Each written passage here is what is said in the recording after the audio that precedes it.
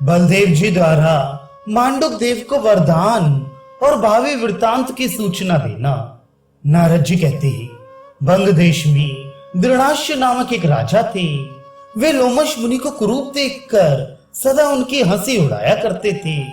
इससे उस महामुनि ने उन्हें श्राप दे दिया, ओ महादुष्ट, तू विकराल शूकर मुख असुर हो जा। इस प्रकार मुनि के श्राप से राजा कोल नामक क्रोड़ मुख असुर हो गया। फिर बलदेव जी के प्रहार से आसुर शरीर को छोड़कर महादैत्य कोल ने परम मोक्ष प्राप्त कर लिया। तब बलराम, उद्धव आदि 3 मंत्रियों के साथ वहां से तत्काल जहू तीर्थ को चले गए, जहां जहू के दाहिने कान से गंगा जी का प्रादुर्भाव हुआ था। उस ब्राह्मण शिरोमणि जैनु के नाम पर ही गंगा को जाह्नवी कहा जाता है। वहां ब्राह्मणों को दान दे रात भर सब लोग वहीं रहे। तदनंतर वहां से पश्चिम भाग में पांडवों का अत्यंत प्रिय आहार नामक स्थान है, जहां पहुंचकर उन लोगों ने रात्रि में निवास किया। आहार स्थान में ब्राह्मणों को दान तथा उत्तम गुणकारक भोजन देकर वे वहां से 1 योजन दूर मांडुक देव के पास गए। मांडुक देव ने अनंत देव की कृपा प्राप्त करने के लिए बड़ी भारी तपस्या की थी। उसी के लिए अपने समाज के साथ बलदेव जी वहां गए। वे मुंह ऊपर किए एक पैर के बल पर खड़ा था। उसके नेत्र ध्यान में निश्चल थी। वे हृदय में बलदेव जी के स्वरूप का दर्शन करते हुए उन्हीं के साक्षात दर्शन के लिए लोलुप था। बलदेव जी ने उसके हृदय से अपने उस स्वरूप को हटा लिया। तब उसने नेत्र खोलकर अपने आराध्य देव को बाहर देखा। अनंत देव के उस परम सुंदर रूप को उसने देखा। वे वनमाला से सुशोभित थे और एक कान में कुंडल धारण किए हुए थे। उनकी अंग कांति गौर थी तथा वे ताल चिन्ह से अंकित ध्वजा वाले रथ पर बैठे थे। अनंत देव की उस परम सुंदर रूप को देखकर उसने बड़ी भक्ति से उनकी स्तुति की। फिर वह अपने आराध्य के चरणों में गिर पड़ा। बलदेव जी ने उसके मस्तक पर हाथ रखा और कहा, वर मांगो। तब वह बोला, स्वामी, यदि आप साक्षात भगवान मुझ पर प्रसन्न हैं, अथवा यदि मैं आपके अनुग्रह का पात्र हूँ, तो सुखदेव जी के मुख से निकली हुई उस सर्वोत्तम भागवत संहिता को मुझे दीजिए, जो समस्त कली दोषों का विनाश करने वाली एवं श्रेष्ठ है। बलदेव जी ने कहा, अनघ, तुम्हें उद्धव जी के द्वारा श्रीमद् भागवत संहिता की प्राप्ति होगी, जिसका कीर्तन कलयुग में सर्वाधिक महत्व रखने वाला है। मांडुक ने पूछा, स्वामी, भगवान ने उद्धव जी को भागवत संहिता सुनाने का मुख्य अधिकार क्यों दिया है और उनके साथ मेरा संयोग कब होगा? आप इस मेरे संदेह का निवारण कीजिए। बलदेव जी बोले, मैं परम गोपनीय एवं परम अद्भुत रहस्य की बात बताता हूँ। आज भी मेरे निकट ये उद्धव जी विराजते हैं, तुम इनका दर्शन कर लो। ये उत्तम दर्शन तुम्हें परमार्थ प्रदान करने वाला है, परंतु आज तीर्थ यात्रा के अवसर पर तुम्हें इनका उपदेश प्राप्त नहीं हो सकता। जिस प्रकार ये भागवत के उपदेशक होंगे वे मैं तुम्हें बता रहा हूँ। मैंने उद्धव को श्रीमान आचार्य के पद पर इसलिए स्थापित किया है कि संहिता ज्ञान स्वरूप है। नंद आदि व्रजवासियों तथा गोपांगनाओं की प्रीति के लिए भगवान श्री कृष्ण ने उद्धव को अपना प्रतिनिधि बनाकर भेजा था।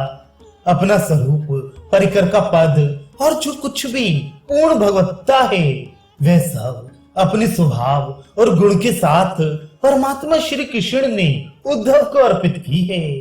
उन्होंने उद्धव को और अपने को एक ही मानकर आचरण किया है। श्री कृष्ण ने अपना आंतरिक रहस्य पहले उद्धव के सिवा और किसी पर प्रकट नहीं किया था। उन्होंने इनमें अपनी अभिन्नता का साक्षात्कार किया है। विरजवासियों ने इन्हें साक्षात श्री कृष्ण ही जानकर बड़े आदर से इनका पूजन किया था। वसंत और ग्रीष्म दोनों ऋतुओं में इन्होंने व्रज भूमि में विचरण किया और श्री राधा तथा राधा कुंड के आसपास के लोगों का शोक शांत किया। उद्धव रजवासी अंगामियों के साथ वहां की भूमि में यत्र तत्र सर्वत्र बिछड़े हैं। इन्हें गऊ तथा नंद आदि गोपों और गोपांगनाओं का वियोग अर्थहारी कहा गया है। ये मंत्री के अधिकार में कुशल तथा समस्त पार्षदों के अग्रगामी हैं। जब भगवान के अंतर्धान की बेला आएगी, उस समय धर्मपालक देहधारी भगवान उद्धव को अपना परम अद्भुत तेज भी दे देंगे। इनका मुद्राधिकार अर्थात भगवान की ओर से कुछ भी कहने और उनकी मुद्रिका या मोहर की छाप लगाकर कोई आदेश जारी करने का अधिकार तो सर्वत्र और सदा ही विराजता है। अंतर्धान काल में इन्हें भगवान की ओर से विशेष अधिकार दिया जाएगा। ये बद्रिकाश्रम तीर्थ में विराजमान परिकरों सहित धर्मनंदन को भगवत रहस्य का बोध कराएंगे।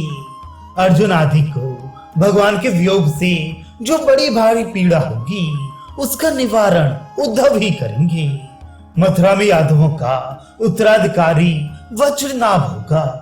श्री कृष्ण के पौत्रों तथा महारानियों के समुदाय में जो भगवत वियोग की वेदना होगी, उसे दूर करने के लिए साक्षात श्री हरि के द्वारा उद्धव ही नियुक्त किए जाएंगे। कौरवों के कुल में परीक्षित नाम से विख्यात राजा होगा। उसका अत्यंत तेजस्वी पुत्र जन्मेजय नाम से प्रसिद्ध होगा। वे अपने पिता के शत्रु तक्षक नाग के कुल का नाशक सर्प यज्ञ करेगा, इसमें संशय नहीं है। उसको भी सारी यज्ञ सामग्री उद्धव के द्वारा ही प्राप्त होगी। उस समय दिव्य श्रीमद् भागवत पुराण की कथा होगी, जिसमें उज्जवल सात्विक प्रवृत्ति के लोग संवेद होंगे, इसमें संशय नहीं है। महान भगवत भक्तों में उत्तम ब्रह्म ऋषि आस्तिक के प्रसाद से जन्मेजय द्वारा होने वाले सर्प यज्ञ की समाप्ति हो जाएगी। महाराज जन्मेजय यज्ञ संस्कार कराने वाले ब्राह्मणों का पूजन करके उन्हें 100 ग्राम अग्रहार के रूप में देंगे। तदनंतर आचार्य प्रवर श्री प्रसाद जी की आज्ञा से राजा जन्मेजय शुकर क्षेत्रों में जाएंगे और वहां 1 मास ठहरेंगे। उस तीर्थ में अनेक प्रकार के दान, गौ, बड़े बड़े हाथी, घोड़े, रत्न, वस्त्र तथा इच्छानुसार भोजन ब्राह्मणों को देकर वे अपने आचार्य के साथ उस स्थान से लौटकर गंगा तट के तीर्थ स्थानों का दर्शन करते हुए सत्पुरुषों से घिरे शयन नगर में आकर सेवकों सहित डेरा डालेंगे। वहां श्री गुरु की आज्ञा से सामग्री और साधन जुटाकर अश्वमेध यज्ञ करेंगे और सर्वजेता दिग्विजयी होंगे। इस प्रकार एक छत्र राज्य के स्वामी होकर श्री गुरुदेव की शरण ले शयन नगर से पूर्व दिशा में रमणीय गंगा के तट पर अत्यंत एकांतवासी के रूप में तीर्थ सेवन करेंगे। वहां धार्मिकों के समाज में बड़े आनंद के साथ भवरोग विनाशिनी भागवत कथा होगी। उस पूर्ण समाज में एक तुम भी रहोगे और भागवत की कथा सुनोगे। उसे सुनकर तुम्हें निर्मल पद की प्राप्ति होगी। तुमने मेरे लिए तपस्या की है, इसलिए तुम्हारे सामने मैंने इस रहस्य को प्रकाशित किया है। इस प्रकार मांडुक देव को वर देकर सेवकों सहित बलराम जी वहां से चले गए। शुद्ध शान नगर से ईशान कोण में गंगा तट पर स्थित एक रमणीय स्थान है, जो कंटक तीर्थ से उत्तर है और पुष्पवती नदी से दक्षिण दिशा में विद्यमान है। उसका विस्तार 1 कोस में है। वही ठहर कर संकर्षण देव दान पुण्य में लग गए। बलराम जी ने बड़ी प्रसन्नता के साथ वहां 10,000 घोड़ों, 100 रथों, 1,000 हाथियों और 10,000 गौओं का दान किया। वहां समस्त देवता तथा तपस्या के धनी ऋषि मुनि आए। उन सब ने बड़े आदर से संकर्षण देव का पूजन किया। फिर इस प्रकार स्तुति की, प्रभु आप कोलेश दैत्य के हंता तथा गर्दवासुर का विनाश करने वाले हैं। आपको नमस्कार है। हलायुध आपको प्रणाम है। मूसलास्त्र धारण करने वाले आपको नमस्कार है। सौंदर्य स्वरूप आपको प्रणाम है। ताल चिन्ह ध्वजा धारण करने वाले आपको बारंबार नमस्कार है। उन सबके द्वारा की गई इस स्तुति को सुनकर संकर्षण बोली, आप सब लोगों को जो अभीष्ट हो वह वर मुझसे मांगी। ब्रह्म ऋषि और देवता बोली, भगवान जब जब आपत्ति में पड़कर हम आपके चरणों का चिंतन करें, तब तब आपकी आज्ञा से समस्त बाधाओं से मुक्त हो जाएं। बलराम जी ने कहा, जब जब आप लोग मेरी शरण में आकर मेरा स्मरण करेंगे, तब तब कलयुग में निश्चय ही मैं आप लोगों की रक्षा करूंगा।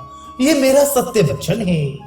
इस स्थान पर मुनियों ने मेरा पूजन करके वर प्राप्त किया, इसलिए कलयुग में ये तीर्थ संकर्षण स्थान के नाम से विख्यात होगा।